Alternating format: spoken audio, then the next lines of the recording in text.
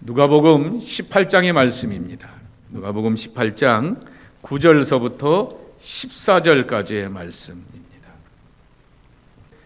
또 자기를 의롭다고 믿고 다른 사람을 멸시하는 자들에게 이 비유로 말씀하시되,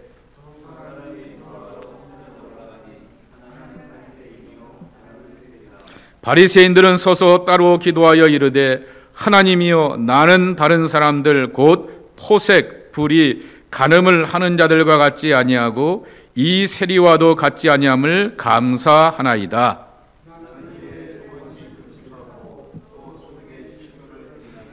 세리는 멀리 서서 감히 눈을 들어 하늘을 쳐다보지도 못하고 다만 가슴을 치며 이르되, 하나님이여 불쌍히 여기소서, 나는 죄인이로소이다 하였느니라.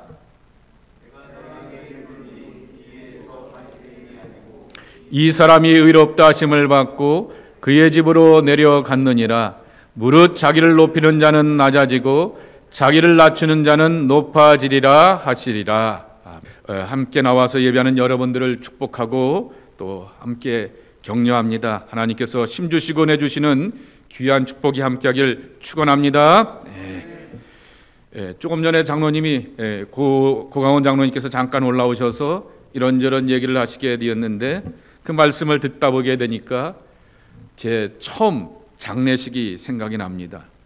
24살에서 25살에 이렇게 넘어가게 되는데, 유일한 집사님 한 분이 계셨는데 그 할머니 집사님이 교회에서 돌아가셨습니다.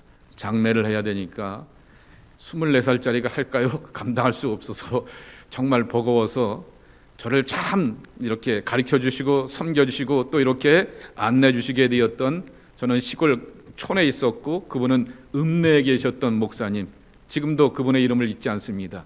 김영기입니다.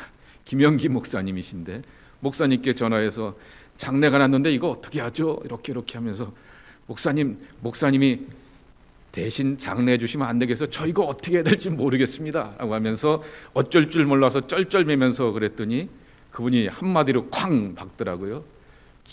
김 전사님, 그 돌아가신 분은 내 교인이 아니고 당신 교인이야 라고 이렇게 얘기를 하더라고요. 그러면서 당신이 알아서 하세요 라고 이렇게 딱 단호하게 끊더라고요. 근데 시골에서는 뭐 지금이야 다 이렇게 수습을 하고 염도하시고 뭐 다 정리를 하게 되지만은 제가 해야 되는 거거든요. 뭐 그냥 이렇게 앉지만 않고 그냥 시간 되어서 장례를 하는 게 아니라 그 모든 것들을 다 수습해야 되는 것인데, 정말 어머니와 함께 수습을 했던 기억이 납니다. 염도하고 이렇게 다 수습을 했던 기억이 납니다. 그러니 그 경험이 저에게는 담대함이 되어서 죄송하지만은 어떠한 그러한 경우에도 이렇게 두려워하지 않고 그냥 그러한 자리가 있게 되면은 쑥쑥 들어가게 되고, 가족들에게 양해를 구하면서 제가 할 수 있으면은 같이 도와주겠습니다라고 하게 되면서 염하는 자리에 이렇게 같이 들어가서 함께 해줄 수 있는 그러한 실력이 되게 되었습니다. 그러니까 가족들 입장에서 보게 되면은 교인을 이렇게 시신을 만지는 것에 대해서 불편한 사람들은 그렇겠지만은, 아니 목사님이 와서 직접 이걸 해줘라고 하면서 굉장히 감사한 분들은 감사하기 때문에 또 이렇게 할 수도 있게 되는 그러한 자신감을 얻게 되었던 거죠. 장로님의 이야기도 듣고 금방 부르게 되었던 모든 것이 은혜라고 이렇게 부르게 되었던 찬송을 듣게 되니까 어떤 것든지 정말 하나님의 은혜 없이는 우리가 감당할 수 없는 것 없고, 그리고 하나님의 은혜 안에서 이 모든 것들을 이기하는구나 라고 하는 것을 깨닫게 됩니다. 오늘은 스크루데이프의 편지 14번째 편지인데요, 그 편지의 내용이 뭐냐라고 하면은 겸손이라고 하는 미덕 자체에 환자의 관심을 고정시키라 그랬습니다. 여기서 환자는 누구죠? 저요, 여러분, 우리 크리스찬입니다. 그러니까 악마 삼촌이 조카 신출내기에게 건면하기를, 크리스찬들을 향하여서 겸손이라고 하는 그 미덕, 신앙의 참 중요한 미덕입니다. 거기다가 우리를 고정시켜 놓게 되어서 그 다음으로 나가지 못하게 하라라고 하는 얘기입니다. 이게 맞는 적절한 예화일까 모르겠습니다. 제가 고등학교 2학년 때 저희 중고등부에 한 150명 정도 아이들이 교회를 나오게 되었는데, 중고등부가 다 연합으로 해서 150명 정도 나오게 되었는데, 고등학교 2학년이 되면 드디어 회장 선거가 있게 되는 철이었습니다. 그래서 분위기로는 교회 열심히 나오게 되지요. 목사 된다라고 말하게 되죠. 그리고 성경 시험 있고 성경 공부 있고 성경 퀴즈 있고, 목사님이나 전사님이 와서 설교하게 되면 맨 앞에 앉아서 아멘 아멘 하죠. 그러니 친구들이나 주변의 사람들은 회장이 된다고 하면은 저 친구가 여러분 앞에 있는 K 목사입니다.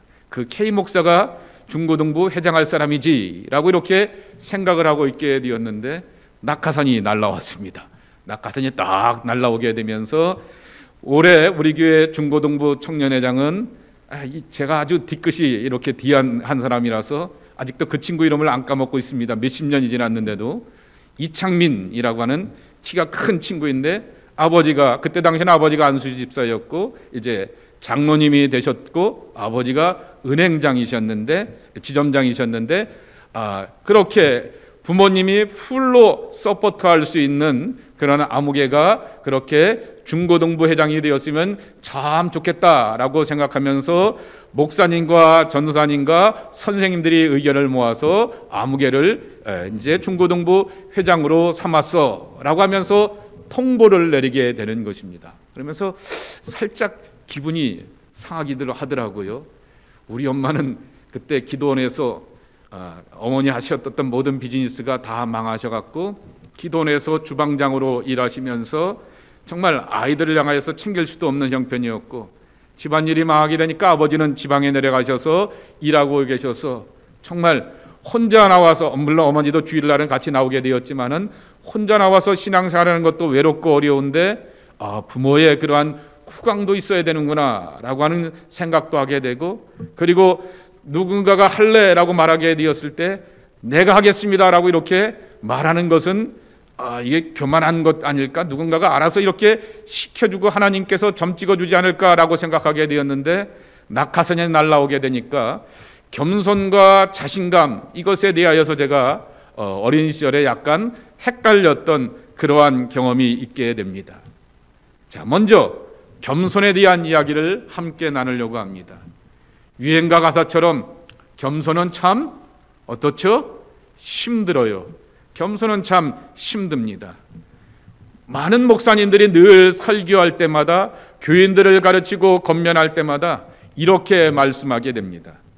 하나님께서 도무지 사용할 수 없는 사람이 하나 있는데, 교만한 사람이라고 하는 것이죠. 교만한 사람은 하나님이 도저히 사용할 수도 없고 역사할 수도 있고 어떠한 은혜도 공급할 수 없기 때문에, 이 도무지 사용할 수 없는 사람이 교만한 사람이라고 하는 신앙적 교훈 아래 우리는 하나님 앞에서, 공동체 앞에서 겸손의 모습으로 나아가야 된다라고 하는 그런 훈련을 늘 받게 되었습니다. 그러면서 여러분, 대표 기도를 하게 되었을 때 항상 죄의 고백들을 누군가가 해야 되지 않습니까? 그것은 그분만의 죄의 고백이 아니라 모든 회중들의 그러한 죄의 고백이라고 하는 것이죠. 정말 교회는, 그리고 성경은 하나님 앞에서 겸손하라 라고 말씀하게 됩니다. 그래서 겸손의 모양으로 하나님의 임재 앞에 쓴다 그랬습니다. 오늘 새벽에 제가 말씀을 드렸듯이 임재라고 하는 단어의 히브리어는 파님이라고 하는 단어입니다. 그리고 이 파님이라고 하는 단어는 시편 42편의 말씀을 설교하게 되면서 여러분들 앞에 몇 번 소개했던 기억이 나게 됩니다. 얼굴이라고 하는 그러한 단어입니다. 그러니까 내가 누구 얼굴 앞에 쓰냐라고 하게 되면은 하나님의 얼굴 앞에 쓰게 되는 거죠. 사람과 사람이 서로 얼굴을 맞대보게 되는데, 우쭐하고 지잘난 맛으로 있게 되면은 사람도 사람을 향하여서 얼굴을 돌리고 안 쳐다보게 마련인 것이죠. 그러니까 하나님의 임재 앞에 쓴다라고 하는 이야기는 하나님의 얼굴 앞에 쓴다라고 하는 것이죠. 그러니 여러분이 하나님의 얼굴 앞에 쓰게 되었을 때 어떤 모양으로 쓰시겠습니까? 당연히 진실함으로, 당연히 겸손함으로, 당연히 정말 자녀가 정말 아버지의 사랑과 은혜를 갈급하는 모양으로 그렇게 하나님의 얼굴을 구하는 것이 모든 사람들의 모습이라고 하는 것이죠. 그래서 우리는 모든 것을 아시는 전능자 앞에서 진정한 예배자가 되고 고백의 사람이 되어서 겸손한 마음 가운데서 하나님의 얼굴을 구하고 그 얼굴을 바라보게 되는 것이죠. 이처럼 하나님은 겸손으로 우리를 이끌어 주시고 우리가 겸손하게 되었을 때 가장 기뻐하시면서 높여주시고 세워주시는 은총으로 함께 하십니다. 그런데 하나님은 겸손함에만 우리에게 은혜를 더하여 주시는 것이 아니라 존귀와 영광으로 우리를 덧입혀 주신다라고 하는 것이죠. 여러분, 그리스도의 영광이라고 하는 기독교의 교리가 있습니다. 하나님의 영광이라고 하는 기독교의 교리가 있고, 웨스트민스터 신앙고백 가운데서 인생의 목적은 하나님의 영광을 드러내기 위함이다라고 하는 것이죠.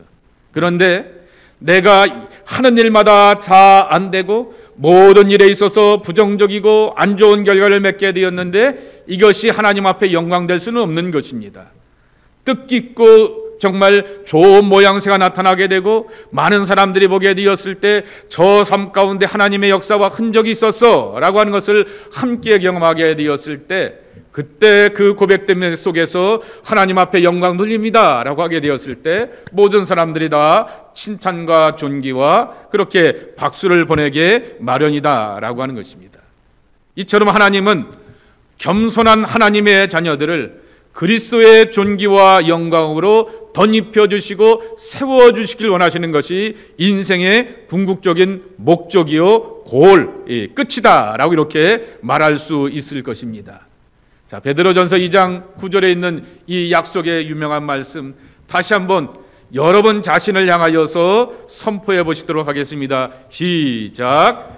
그러나 너희는 택하신 족속이요 왕 같은 제사장이요 거룩한 나라요 그의 소유가 된 백성이니 이는 너희를 어두운 데서 불러내어 그의 기이한 빛에 들어가게 하신 이의 아름다운 덕을 선포하게 하려 하심이라.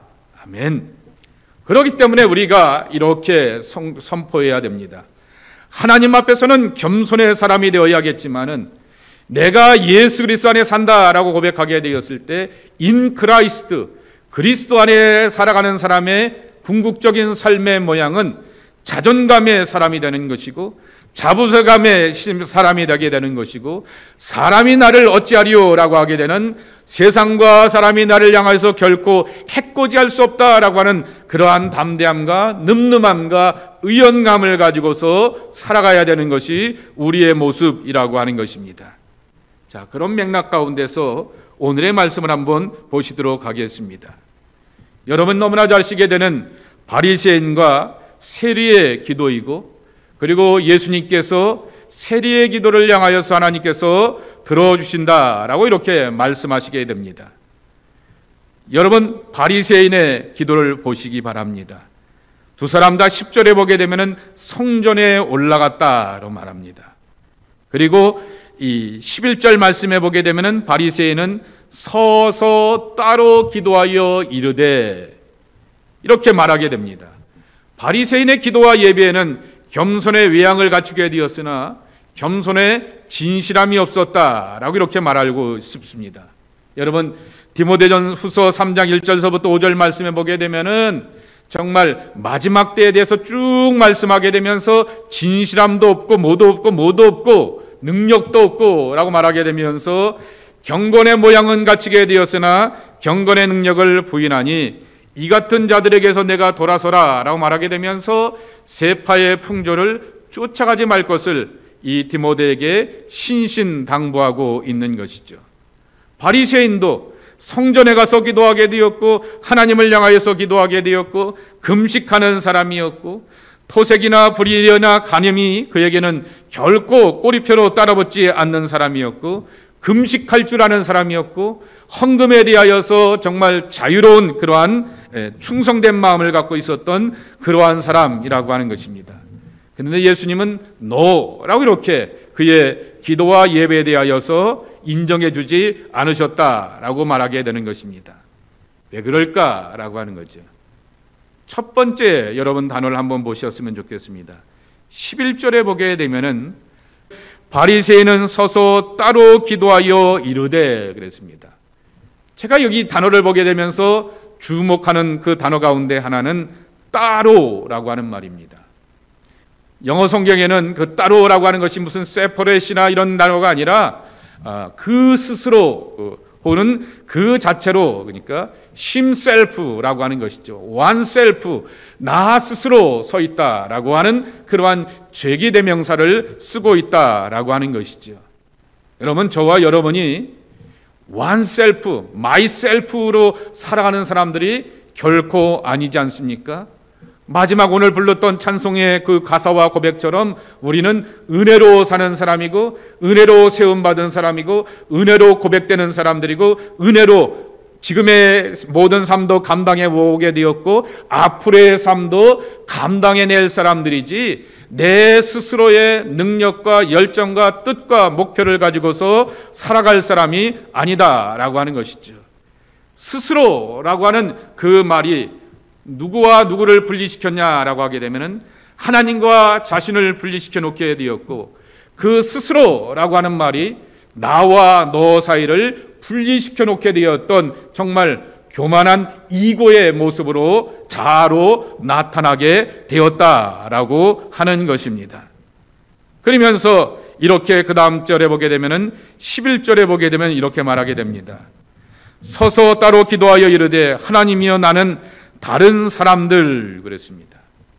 곧 토색하는 사람들, 불의하는 사람들, 간음하는 자들과 같지 아니하고 옆에 있는 이 세리와도 같지 않습니다 라고 이렇게 고백하게 되는 것이죠. 예수님이, 그리고 하나님이 그 사람들을 향해서 분리하여서 네가 나오라고 이렇게 말씀하신 것 없는 것이죠. 다른 사람들과 이렇게 분리해서 나오게 되었을 때 그 말을 듣게 되었던 그 사람들은 어떻을까라고 하는 것이죠. 그 말을 듣게 되었던 세리에게는 어떠한 그런 아픔과 상처와 분리된 마음이 그에게 찾아오게 되었을까라고 하는 것이죠. 진정한 겸손의 참 모습은 나의 이웃을 어떻게 대하느냐라고 하는 것이죠. 내가 너보다 낫다라고 하는 것, 나는 너와 다르다라고 하는 것, 하나님이 이것을 원하는 모습이 아니다라고 하는 것이죠.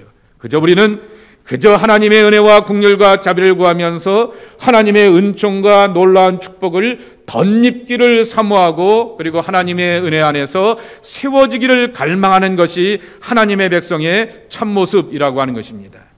그래서 겸손의 본질적인 모습 가운데 하나는 나의 이웃을 향하여서 내가 어떻게 찾아가느냐라고 하는 것입니다. 성경은 분명히 겸손한 자를 찾아와 주시고 만나 주시고 축복해 주시는 하나님을 우리는 만나게 보게 되는 것입니다. 자, 겸손한 자를 찾으신 하나님, 시편 17편의 말씀입니다. 함께 읽어보도록 하겠습니다. 시작. 그들의 마음을 준비하시며 귀를 기울여 들으시고. 아멘. 잠언서 3장 34절의 말씀입니다. 시작. 진실로 그는 거만한 자를 비웃으시며 겸손한 자에게 은혜를 베푸시나니. 정말 그 말씀 그대로 정말 우리가 교만한 자가 아니라 겸손한 자가 되어서 그분의 은혜와 그리고 돌보심으로 살아가야 되는 것을 우리는 갈망하게 됩니다. 어거스틴의 편지 가운데서 나오게 되는 여러분이 잘 아시는 유명한 말씀이 있습니다. 이 말은 사실은 어떤 유명한 그 웅변학자 앞에 나가서 그 말을 뒤집어서 말하게 되었던 것이죠. 딜리버리 하는 사람에게서 가장 중요한 것은 발음이다, 표현력이다 라고 말하게 되면서 첫째도 발음, 두 번째도 발음, 세 번째도 발음이라고 말하게 되었는데, 이 말을 이 어거스틴이 살짝 뒤집어서 이렇게 표현하게 되었던 것이죠. 하나님 앞에 나가는 사람의 첫 번째 모습은 첫째도 겸손, 둘째도 겸손, 셋째도 겸손이라고 이렇게 말씀하여 주셨던 것이죠. 우리는 이 표현대로 정말 겸손이라고 하는 설교와 말씀을 들을 때마다 이 어거스틴이 하게 되었던 그 권면을 따라서 하나님 앞에 나가게 되었을 때 우리의 모습은 겸손한 자가 되어야 된다라고 하는 것을 알고 고백하며 나가게 됩니다. 그리고 성경에 실제로 같은 이름을 갖고 있게 되었던 두 사람의 대조적인 그 종말을 보게 되면서 우리는 잘 알고 있게 됩니다. 첫째로는 그리스도 안에서 작은 자로 스스로를 고백하며 살아오게 되었던 사울입니다. 근데 사울의 이름을 사울이라고 우리는 기억하지 않고 바울로 기억하게 됩니다. 바울은 사울에 대한 그릭 표현입니다. 사울에 대한 헬라식 이름이 바로 바울이 되었던 것이죠. 그리고 또한 이 준수한 외모를 갖고 있게 되었고 수려함을 자랑하게 되었던 사울왕 큰 자가 어떻게 비참한 최후를 맞이하게 되었는지를 우리는 성경의 이야기를 통하여 알게 됩니다. 자, 사무엘상 31장 3절과 4절의 말씀 또 한번 읽어보겠습니다. 시작. 사울이 패전함에 활 쏘는 자가 따라잡으니 사울이 그 활 쏘는 자에게 중상을 입는지라. 그가 무기를 든 자에게 이르되 내 칼을 빼어 그것으로 나를 찌르라. 할례 받지 않은 자들이 와서 나를 찌르고 모욕할까 두려워하노라 하나 무기를 든 자가 심히 두려워하여 감히 행하지 아니하는지라. 이에 사울이 자기의 칼을 뽑아서 그 위에 엎드러지매 그랬습니다. 이 블레셋과의 전체 가운데서 비참한 전쟁의 패배를 경험하게 되게 되고 그리고 중상을 입게 되었다 그랬습니다. 활을 맞게 되면서 중상을 입게 되어서 살도리가 없게 되고 살아날 모양이 없게 되니까 그들 앞에 죽기보다는 같은 동족이었던 부하지만 자기 동족 이스라엘 백성들 앞에서 죽기를 원하였지만은 이 이스라엘의 기름 부은 자를 내가 어떻게 감히 죽일 수 있느냐라고 하면서 두려워서 어쩔지 몰라 하게 되니까 스스로 자기 칼에다가 몸을 던져서 죽게 되었던 이 사울왕의 비참함의 결과를 보게 되는 것이죠. 이처럼 이 큰 자의 이름을 갖고 있게 되었던 사울의 모습을 우리는 기억하게 되는 것입니다. 그러나 바울은 그리스도 안에서 작은 자가 되어서 철저하게 하나님의 은혜로 살게 되었고 나의 나된 것은 하나님의 은혜라고 하는 그러한 믿음의 고백을 가지고서 살아오게 되었다라고 하는 것입니다. 그렇기 때문에 우리에게 있어서 영성이라고 하는 거죠. 저와 여러분 다 나름대로의 영성이 있습니다. 기도 생활을 오래 하든지 짧게 하든지 내가 내 하나님을 만나게 되는 것의 그 모양을 영성이라 말하게 됩니다. 그런데 이 영성의 시작과 출발은 언제나 겸손에서부터 시작하게 됩니다. 유명한 빌립보서 2장 5절서부터 9절까지의 말씀인데요. 이 말씀도 함께 읽겠습니다. 시작. 너희 안에 이 마음을 품으라. 곧 그리스도 예수의 마음이니 그는 근본 하나님의 본체시나 하나님과 동등됨을 취할 것으로 여기지 아니하시고 오히려 자기를 비워 종의 형체를 가지사 사람들과 같이 되셨고 사람의 모양으로 나타나사 자기를 낮추시고 죽기까지 복종하셨으니 곧 십자가에 죽으심이라. 이러므로 하나님이 그를 지극히 높여 모든 이름 위에 뛰어난 이름을 주사 그랬습니다. 자, 그런데 이처럼 겸손하게 낮추시게 되었던 예수님을 향하여서 이 빌립보서 2장 5절과 9절의 말씀을 팀 켈러가 뭐라고 표현해 놓았냐고 하면은 이렇게 표현해 놓았습니다. 한번 읽어보겠습니다. 시작. 우리의 자리와 맞바꾸신 예수 그리스도입니다. 내가 낮은 자가 되어야 되고 내가 비참한 자가 되어야 될 텐데 그리스도께서 이 땅에 오시게 되었을 때 스스로 비참한 자가 되게 되어시고 낮은 자가 되게 되어 주셨고 정말 빌립보서 2장의 고백처럼 종의 모양으로 오시게 될 뿐만 아니라 죽기까지 복종하시는 그러한 죽음까지도 감당하시는 그 모습을 통하여서 우리 가운데서 하나님의 자녀들을 존귀한 자로 세워주셨고 영광과 거룩으로 덧입혀 주셨다라고 하는 것이죠. 그래서 예수 그리스도의 이 빅딜 그리스도께서 맞바꿔 주심으로 말미암아 우리는 더 이상 비굴함의 자리 가운데서 낮아짐의 자리 가운데서 있어서는 안 된다라고 하는 것입니다. 그렇기 때문에 우리에게 필요한 것이 뭐냐라고 말하게 되면은 그리스도인에게는 언제나 자부심과 자존감으로 서 있어야 한다라고 하는 것입니다. 하나님 앞에서 우리는 겸손의 고백을 하게 되는데 그 겸손의 고백을 하면 할수록 어떤 은혜를 경험하게 되냐고 하면은 나를 세워주시고 나를 높여주시고 나를 존귀케 하시는 하나님을 만나고 경험하게 되는 것입니다. 그렇기 때문에 첫 번째 나의 가치에 대한 자부심을 가져야 됩니다. 유명한 존 스타트의 말이 있지 않습니까? 몇 번 설교 때도 제가 인용하게 되었던 것처럼 나의 가치가 어떤 가치라고요? 함께 읽겠습니다. 시작. 하나님 앞에서 나의 가치는 예수 그리스도를 십자가에서 희생할 만한 가치이다 라고 하는 거죠.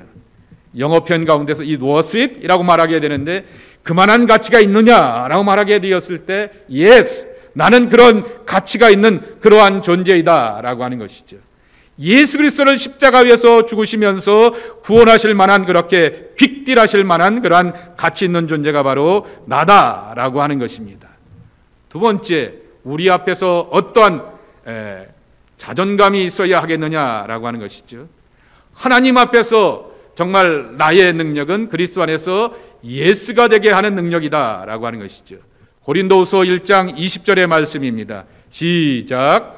하나님의 약속은 얼마든지 그리스도 안에서 예가 되니 그런즉 그로 말미암아 우리가 아멘하여 하나님께 영광을 돌리게 되느니라 그랬습니다. 제가 미국 처음 유학을 오게 되었던 것이 2002년 1월입니다. 그것도 어디로 왔냐면은 뉴욕으로 왔어요. 자, 2002년 2월입니다.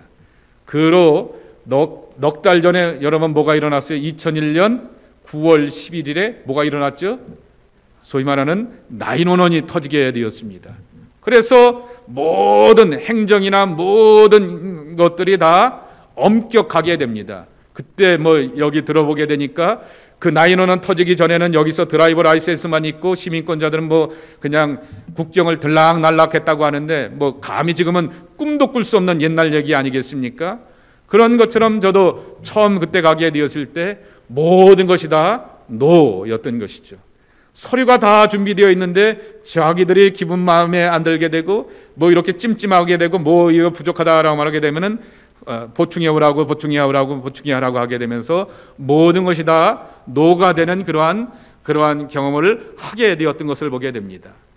그 마음속에 있어서 제가 있어서 얼마나 그러면서 스스로에게 있어서 자존감이 뚝 떨어졌는지 몰라요. 그런데 오늘 고린도후서 1장 20절 말씀에 보게 되면은 예수 그리스도 안에서 하나님의 약속은 우리 가운데서 예스가 되고 아멘이 되어서 하나님 아버지께 영광이 되게 한다라고 말하게 됩니다. 이것을 이렇게 저와 여러분의 삶 가운데 적용할 것입니다. 세상살이 가운데서 우리는 결코 노를 경험하는 사람들이 아니다라고 하는 것이죠. 하나님의 아들로서 하나님의 딸로서 나는 뭐라고요? 예스라고 하는 거죠. 나는 언제나 예스라고 하는 것입니다. 하나님께서 방향을 조금 비틀어서 우회전할 수도 있고 좌회전할 수도 있고 뒤로 돌아가시면서 이렇게 하나님의 계획과 시간들 가운데서 옮겨갈 수는 있을지언정 나는 결코 노예 사람들이 아니다라고 하는 거죠. 나는 결코 그렇게 아멘의 그러한 경험이 아니라 거절당하는 사람이 아니라 하나님 앞에 영광을 돌리게 되는 아멘의 사람으로서 택함받고 부르심을 받게 되었다라고 하는 것이죠. 자, 이 스크루테프의 편지를 보도록 하겠습니다. 삼촌 악마가 신출내기에게 권면하게 됩니다. 야, 크리스찬들에게 겸손이라고 하는 미덕 자체에다가 고정시키게 되어서 그들이 뭐 할 수 있는 것에 대하여서 자존감과 자부심 다 무너뜨리고 꺾어버려라고 이렇게 권면하게 되는 것입니다. 그러한 교재에 보게 되면 이러한 구절이 있습니다. 환자의 심령이, 저와 여러분을 말하는 겁니다. 크리스찬의 마음이 진짜 가난해진 순간을 잘 포착해서 세상에 내가 이렇게 겸손해지다니 하는 식의 만족감을 슬쩍 밀어넣거라 그랬습니다. 정말 하나님께서는 겸손한 자를 높이신다라고 말씀하게 되었으니 겸손한 마음을 이렇게 느끼게 되면서 나는 겸손하게 되고 계속 겸손으로 살아가야 될 거야 라고 하는 것으로 이렇게 심어놓게 되라 라고 말하게 됩니다. 그러나 이번에는 이 스크루테이프의 편지에 보게 되면은 여기는 원래 교재는 원수라고 말하게 되었지만은 이 악마의 원수는 당연히 예수님이죠. 그래서 제가 이렇게 바꿔놓았습니다. 그리스도께서는 겸손을 통해서도 인간이 자신에게 눈을 돌려 원수와 이웃을 향하여 이렇게 바라보기를 원한다라고 하는 것입니다. 정말 우리가 온전해지기를 원한다라고 하는 것이죠. 그래서 겸손이란 뭐냐라고 하면은 자기 자신을 아예 잃어버리는 게 아니라 자기의 능력과 성격에 대하여서 낮은 평가를 갖는 것이라 생각하게 만들라라고 하는 거죠. 나에 대하여서 낮은 평가를 내리게 되는 건 그건 겸손이 아닌 것이죠. 정말 하나님 앞에서 나의 생각과 마음과 그리고 가치관과 선택에 있어서 하나님보다 앞서갔던 것에 대하여서 우리가 죄의식을 갖게 되는 것이지, 나는 하나님의 피조물로서 유니크한 존재입니다.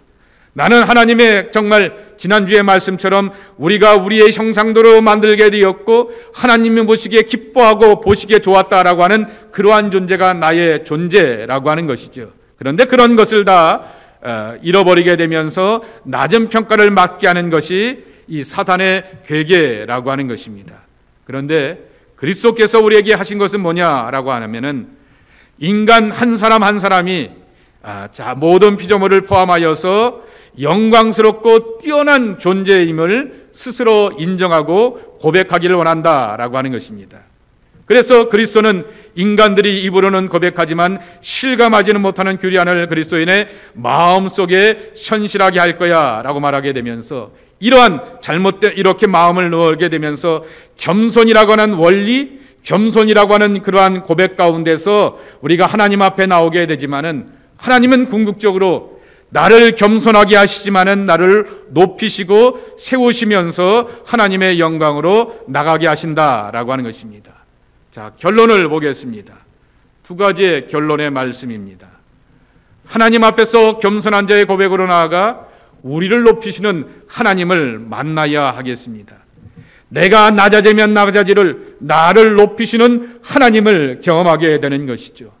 사도 바울이 스스로가 사울이라고 하는 유대인의 이름이 있게 되고, 사도 바울이 제일 처음 만나게 되었던 사람들은 회당에 가서 유대인들을 만나게 되는 것이었는데, 그가 이 유대인들을 만나게 되었을 때 자기의 이름을 사울이라고 이름 붙이는 게 더 나을 것입니다. 그런데 그는 그렇게 스스로를 향하여서 사울이라고 하는 이름을 붙이기보다는 바울이라고 하는 이름을 붙이면서 자기 자신을 소개하게 되었습니다. 낮은 자라고 하는 이름의 고백을 하게 되었던 것이죠. 그러면 그럴수록 그를 높여주시고 세워주시고 능하게 하시는 하나님의 능력과 권세를 경험하게 되었다라고 하는 것입니다. 두 번째입니다. 하나님 앞에서 존귀한 자의 기도와 삶으로 나아가 다른 사람을 세우는 존귀한 자의 향기를 펼쳐나가자라고 하는 것이죠. 저와 여러분은 예수 그리스도 안에서 존귀한 자의 영광의 반열 가운데 세움을 받을 것입니다. 아멘. 다 그리스도 안에서 우리는 다 존귀한 자입니다. 하나님 앞에서 낮아진 자, 겸손한 자를 하나님께서 다윗을 높여주시게 되었던 것처럼, 하나님께서 나이 많게 되었던 모세를 세워주시고 높여주시게 되었던 것처럼, 사도 바울을 세워주셨던 것처럼 다 존귀한 자로 세워주십니다. 그러면 그 나의 존귀함과 영광을 가지고 도대체 뭐 하겠느냐라고 하는 것이죠. 우쭐대고 자랑하는 것이 아니라 다른 사람을 향하여서도 당신도 나처럼 하나님을 만나고 경험하게 되면은 나의 연약함 속에서 나를 높여주시고 세워주시는 하나님의 영광과 능력이 함께 할 것입니다 라고 고백하고 선포하게 하면서 함께 존귀한 자의 반열로 초대하고 안내하는 것이 우리의 모습이 되어야 한다라고 하는 것입니다. 그러게 이 저녁에 여러분들을 축복합니다. 여러분 모든 일에 있어서 존귀한 자가 되는, 다 잘되는 복을 누려가는 복된 사람들 되길 축복합니다. 그리고 그 잘됨을 통하여서 나의 잘됨을 향하여서 하나님 앞에 영광 돌려야 할 뿐만 아니라 연약한 사람들을 향하여서도 당신도 그리스도 안에서 잘될 것입니다. 당신도 그리스도 안에서 존귀한 하나님의 백성입니다 라고 하면서 함께 축복하고 세울 줄 아는 영광과 거룩의 능력이 여러분 모두에게 임하시기를 예수님의 이름으로 간절히 축복합니다. 우리 오늘 두 가지의 말씀을 기억하면서 기도했으면 좋겠습니다. 하나는 겸손이라고 하는 것이죠. 정말 우리는 겸손해야 합니다. 어거스틴이 말하게 되었던 것처럼 첫째도 둘째도 셋째도 하나님이 우리에게 요구하시는 것은 죄인된 마음으로 나가서 고백하게 되는 겸손이라고 하는 것이죠. 그래서 이 바리새인과 같은 실수를 범하지 않아야 할 것입니다. 그리고 또 하나 경험해야 될 것은, 저는 바리새인과 세리의 기도를 보면서 느끼게 되고 고백하게 되는 것은 궁극적으로 나를 향하여서 손들어 주신 하나님을 만나는 것 아니겠느냐라고 하는 거죠. 누가 내 삶의 공의로운 재판관이시겠습니까? 누가 나를 향하여서 편들어 주시겠습니까? 하나님이 세리를 향하여서 편들어 주시고 손들어 주시게 되니 거기를 향하여서 판정에 대해서 불복할 사람도 없고요, 불만을 내릴 수 있는 사람도 없습니다. 우리는 하나님이 내 편 되어 주시고 손들어 주시는 하나님의 공의로움을 경험하며 살아가야 하겠습니다. 늘 낮아진 가운데서, 연약함 가운데서 고백하게 되지만은 나의 연약함과 낮아진 가운데서 나를 손들어 주시게 되는 전능자의 도움과 은총을 누려가는 겸손한 주의 백성들 되게 하여 주옵소서. 은혜로 살아가는 주님의 사람들 되게 하여 주옵소서. 우리 주님 한번 불러가시면서 간절한 마음으로 기도하도록 하겠습니다. 조금 전에 교제에서도 나누게 되었던 것처럼 티모시 켈러는 그리스도께서 이 땅에서 종이 되시고 낮아지는 자가 되어서 우리를 더 이상 낮아진 자가 아니라 종의 반열에 있는 것이 아니라 자녀의 반열 가운데 세워주셔서 아들이 되게 하시고 딸이 되게 하여 주시어서 하나님을 아버지라고 고백하며 하나님 앞에 나갈 수 있는 약속의 백성이 되었습니다. 그런데 내 아버지가 보통뿐이 아닙니다. 그런데 그런 내가 세상 가운데서 피굴하게 낙심하며 살 수는 없습니다. 그러기에 우리는 당당하고 의연하고 자존감을 갖고 살아가야 할 것입니다. 삶 가운데서 우리는 종종 노, 아니요 라고 하는 것을 경험하게 되고 리젝당하는 경험들을 종종 하게 됩니다. 그러나 그 모든 것을 경험할 때 오늘 고린도후서 1장 20절의 말씀을 여러분 가운데 새기시기 바랍니다. 하나님은 언제나 우리 안에 예스, 정말 십자가가 하나님의 예스입니다. 십자가의 죽음과 처형이 하나님 앞에 예스라고 하는 것이죠. 예수님만큼 저주를 받고 예수님만큼 거절당하는 그러한 모습도 없었지만은 그러나 그 모든 일들을 통하여서 하나님의 예스가 얼마나 오묘하고 아름다운지를 우리에게 가르쳐 주셨는지 모릅니다. 우리는 다 예스의 사람들입니다. 우리는 다 아멘의 사람들입니다. 그러기에 아멘이 되시게 되었던 그리스도를 바라보게 되면서 내 삶을 바라보고 어떤 상황과 형편 가운데서도 아멘 아멘, 진실로 그렇습니다. 그렇게 될 줄 믿습니다. 성경의 약속대로, 성경의 예언대로, 성경의 축복대로 그와 같은 하나님의 예스가 내 안에 이루어질 것을 믿고 고백하면서 예수님의 도우신 은혜 가운데서 선한 길로, 약속의 길로 나가는 복된 주의 백성들이 되게 하여 주옵소서. 내 안에 스스로 영적인 자부심과 자존감을 가지고서 세상 가운데 담대하게 살아가는 하나님의 귀한 사람들이 되게 하여 주옵소서. 여러분 자신을 축복하며 여러분의 자녀들을 축복하며 여러분의 가정과 여러분의 이웃들을 기억하고 함께 축복하며 기도하도록 하겠습니다. 여러분, 팬데믹 가운데서 대부분의 교회들이 다 어려움을 당하게 되었습니다. 근데 하나님 앞에서 우리가 너무나 감사하는 것은 교인들 가운데 팬데믹 속에서 가정의 어려움을 겪기도 하고 사업의 어려움을 겪기도 하고 여러 개인적인 어려움들이 있게 되었지만은 교회적으로 보게 되었을 때 이렇게 그러면서 흐지부지 교회를 이렇게 옮기시고 떠난 분도 계시지만은 그러한 과정 가운데서도 하나님께서 정말 하나님의 교회를 굳건하게 지켜주셨고 여러분들을 허락하여 주셔서 이전보다 우리는 더 출석교인이나 이렇게 제족교인이 많아지는 그러한 역사를 이루게 되었습니다. 저와 여러분은 팬데믹을 난생 처음 겪어보았고요. 제가 알고 있는 목회 매뉴얼로 할 수 있는 것이 아무것도 없는 그러한 모습이었고 그저 자리 지키고 기도하고 예배하는 것밖에 없었습니다. 그런데 하나님이 허락하시고 보내주시고 공급하여 주셨습니다. 우리가 은혜밖에 없는 것이죠. 그것을 깨닫게 되면서 제 목회관이나 자세나 태도가 다 많이 바뀌게 되었습니다. 여러 가지로 이렇게 교육자들을 바라보게 되고 자녀들을 바라보게 되고 어린 청년들을 바라보게 되었을 때 그렇게 여러 가지 하고 싶은 말 많고 교인들을 바라보면서도 하고 싶은 말 많지만은 그러나 하나님의 은혜 안에서 이렇게 움직여가게 되는 것이죠. 이제 팬데믹이 끝나게 되면서 우리의 신앙의 미천들이 이렇게 드러나게 되는 그러한 모습들을 종종 주변에서 지켜보게 되는 것입니다. 하나님이 주장하시고 일하지 않는 그러한 모습을 보게 되고 사람들이 주장하고 사람들이 목소리를 높이게 되었을 때 그렇게 부정적인 모습들이 제 귀에 들려오게 되는 그러한 안타까운 모습도 지켜보게 됩니다. 여러분, 하나님이 일하시고 하나님이 주장하시고 하나님이 친히 몰고 가시고 역사해야 하지만 하나님의 선한 역사가 우리 안에서 경험되는 것이죠. 여러분, 오늘 우리의 교회를 위해서 기도해 주시게 되었을 때 주님이 몰고 가시는 교회, 주님이 이끌어 가시는 교회, 주님이 예비하시는 교회, 주님의 부흥과 거룩한 성령의 역사를 체험하는 주님의 교회 되게 하여 주옵소서. 우리의 섬겨가는 강림재단을 위해서 기도해 주시기 바라고, 돌아오는 주일의 모든 1부 예배, 2부 예배를 위해서 기도해 주시고, 어린아이들의 예배를 위해서, 중고등부 예배를 위하여서, 청년부의 예배를 위해서도 기도해 주시기 바랍니다. 말씀을 전하시고 준비하시는 모든 이들에게 주님의 거룩한 역사와 은혜만이 가득 채워질 수 있도록 주여 축복하여 주옵소서. 우리 간절한 마음으로 함께 주님의 귀한 제단을 위하여 기도합니다. 우리 성도들 가운데 연약한 이들을 위해서 기도해 주시기 바랍니다.